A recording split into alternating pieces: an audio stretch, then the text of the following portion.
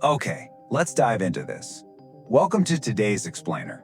If you're operating across borders, earning an income internationally, or maybe you're structuring a global workforce, well, you are navigating a highly complex, seriously high-stakes web of international tax mechanisms.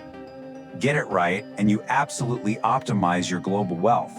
Get it wrong? Your margins are going to evaporate. Today, we're acting as an analytical engine to dissect the expert consensus on a very specific topic: decoding totalization agreements, and looking at the exact legal mechanisms used to avoid double taxation on Social Security contributions. We're going to strip away all the filler and look directly at the cause and effect relationships that dictate your international tax liability. To truly understand this subject at an expert level, here is the logical framework we'll be following today. We'll hit 1. The double taxation dilemma. 2. Totalization agreement mechanisms. 3. Tax residency and presence. 4.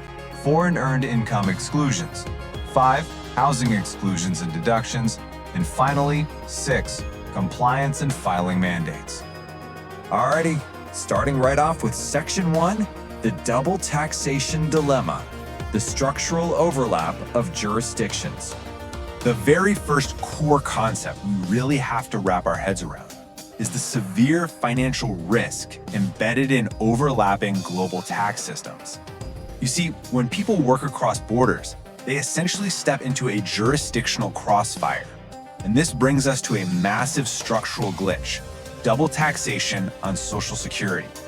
This happens when an international worker is legally obligated to pay mandatory social contributions to two completely different jurisdictions at the exact same time.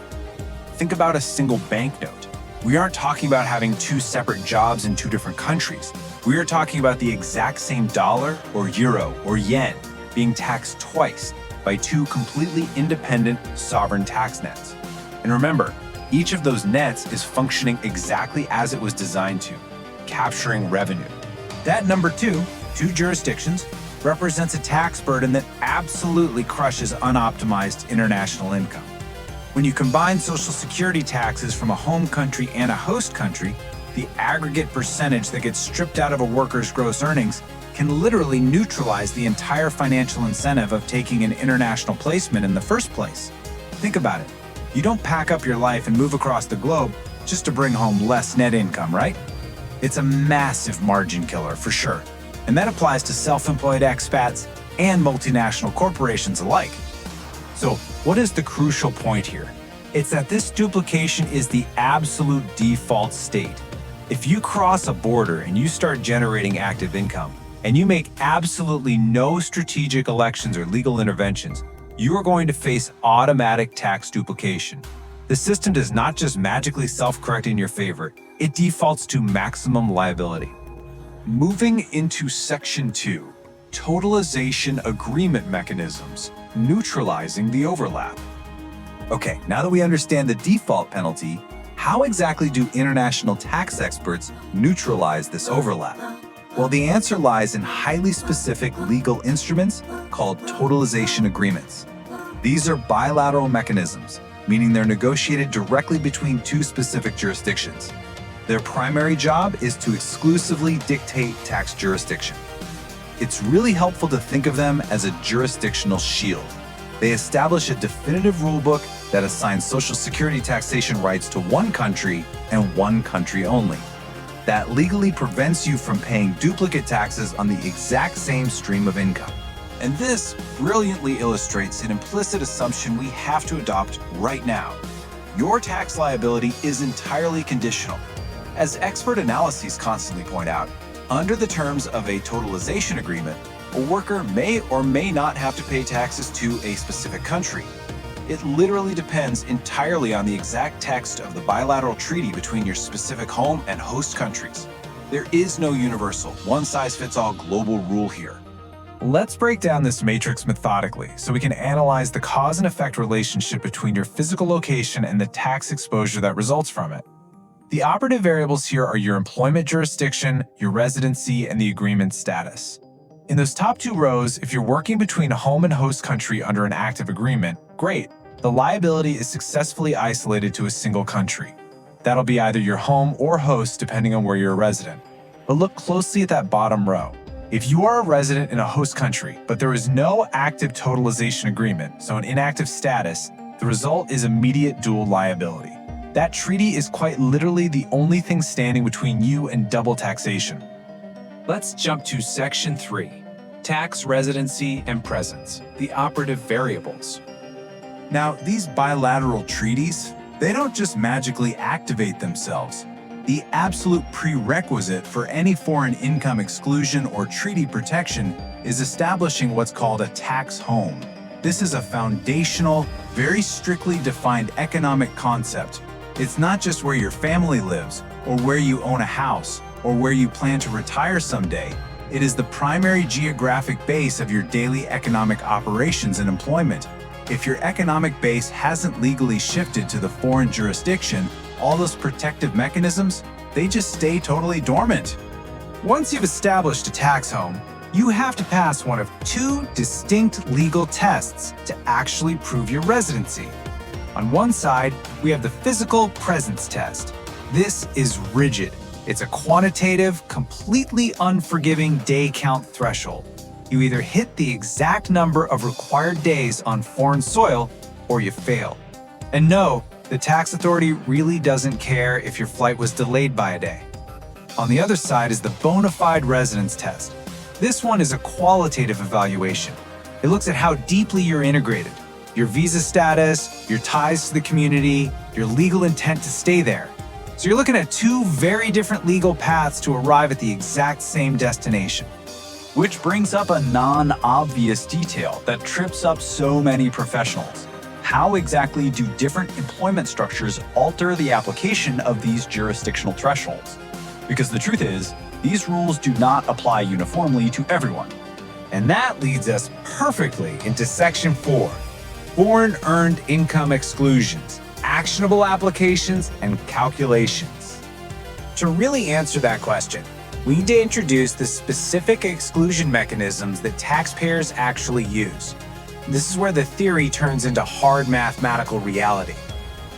The way you calculate a foreign earned income exclusion is drastically altered by your entity structure. For example, a standard corporate W-2 employee calculates their exclusion based on pretty straightforward wage assessments. But if you're a self-employed individual, your exclusion is constrained strictly by your net profit after expenses. That is a completely different calculation base. If you're operating within a partnership, well, you're looking at complex distributive share calculations. And universally across the board, the final exclusion amount is heavily prorated based on the exact number of qualifying days you spend in the foreign jurisdiction. Let's move on and see how this builds into a very precise execution sequence. Step 1. You absolutely must establish that recognized economic tax home abroad. Step 2. You have to satisfy the strict thresholds of either physical presence or bona fide residence that we just talked about. And step 3, and please hear me on this because it's absolutely critical, you must formally elect to exclude this income on your tax filing. As you're going to see as a recurring theme here today, this is an active procedural step. It is not a passive right. All right, Section 5, Housing Exclusions and Deductions, Mitigating the Global Cost of Living. Okay, so once the income exclusion is executed, we move to a secondary layer of international tax mitigation.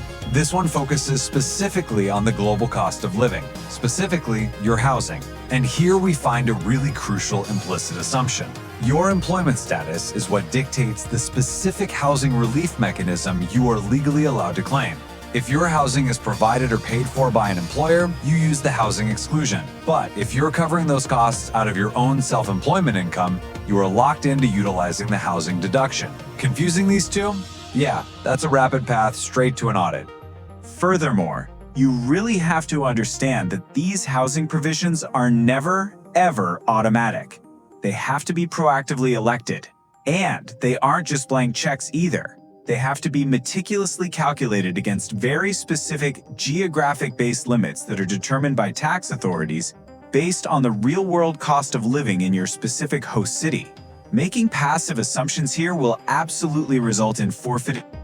And finally, Section 6, Compliance and Filing Mandates, the execution phase. This brings us to the final, and without a doubt, the most critical phase of our analysis. How do you actually report these mechanisms without triggering some serious regulatory enforcement? Listen closely to this central maxim derived from expert reports. Any provisions must be formally claimed. Exemption from tax liability does not equate to exemption from reporting requirements. This right here dispels the single most dangerous myth in international taxation. The idea that having zero tax liability somehow means you have zero paperwork to file. Absolutely false. When you are claiming a treaty-based position, the compliance mandates are incredibly strict. You have to attach a specific disclosure form to your primary return. You can't just reference a treaty broadly either. You have to cite the exact article of the bilateral agreement you're actually relying on. You have to precisely quantify the total amount of exempt income. And, just to reiterate, the return must be fully filed and executed on time, even if your bottom line tax liability has been neutralized to exactly zero. Now, what's really interesting here is the severity of the consequence if you get this wrong. Think of it like a shattered shield. If you fail to formally disclose your treaty-based position, say you omit the form or you just miss the filing deadline, the tax authority can entirely invalidate your legal exemption. Simple procedural errors can destroy perfectly valid treaty protections, which immediately exposes your hard-earned international income to full double taxation. You can be 100% legally right, but procedurally wrong, and lose the whole shebang. Which leaves us with this final critical assessment. Your international tax liability, your ultimate bottom line, is entirely dependent on this precise, strategic intersection of physical presence, entity structure, and the rigorous claiming of bilateral treaties.